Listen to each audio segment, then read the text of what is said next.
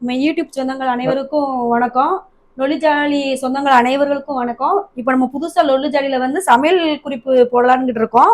இன்னைக்கு என்ன போடுறோம் அப்படின்னா, கிராமத்து சமையல்ல சுண்டல் குழம்பு செய்யறது எப்படின்னு சொல்லி போட போறோம்.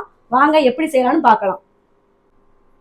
சுண்டல் தேவையான குழம்புக்கு தேவையான பொருட்கள்: கடுகு, உளுந்தம்பருப்பு, வெந்தயம், கருவேப்பில் கொத்தை, தக்காளி பழம், புழு கரைச்சல், வேக வச்ச சுண்டல், சின்ன வெங்காயம், அதுக்கு தேவையான மசாலா.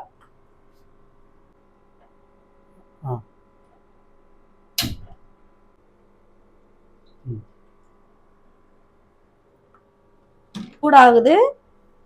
அதோட நம்ம கடுகு உளுந்தம் பருப்பு போட்டுக்கலாம்.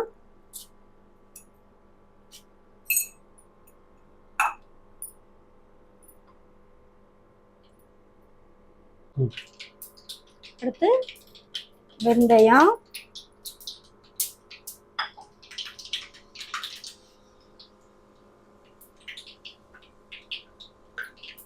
கருவேப்பிலை,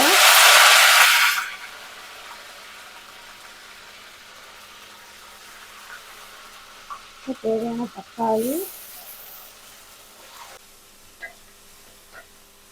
தக்காளி நல்லா வதக்கிக்கிட்டு,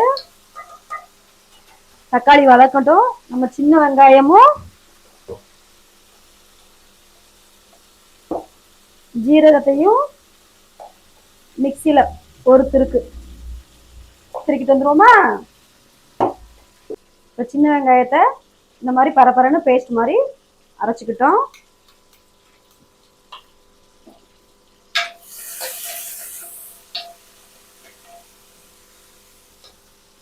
சின்ன வெங்காயத்தை அதில் கொட்டிடலாமா?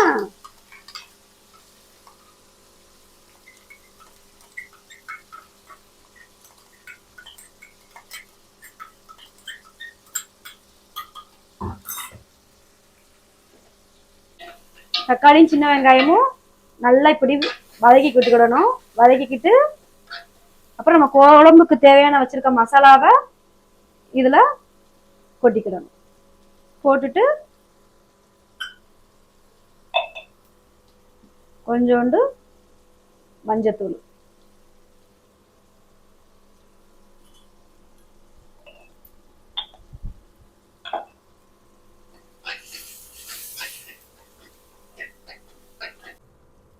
எண்ணெய் திரிஞ்சு இப்படி அழகா வந்துருச்சு. அதோட வேக வச்ச கொண்டைக்களையும் போட்டுக்கலாம்.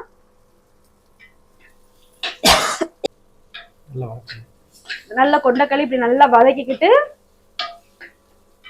இதுல கொஞ்சோண்டு பெருங்காயத்தூள்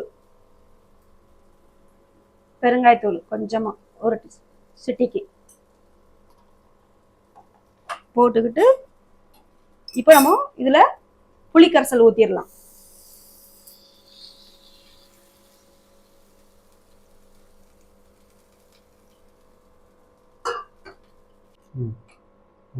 புளிக்கரைசலை ஊத்திட்டு நல்லா குழம்ப கிண்டி விட்டுக்கலாம். பாத்தீங்களா? நாங்க தேங்காய் போட மாட்டோம். விருப்பம் உள்ளவங்க தேங்காய் போட்டுக்கோங்க.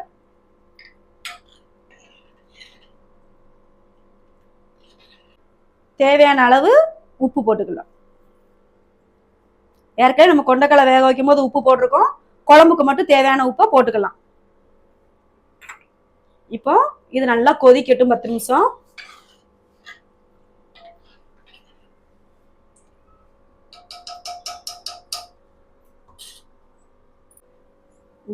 ஆயிடுச்சு. குழம்பு நல்லா கொதிச்சு வந்துருச்சு.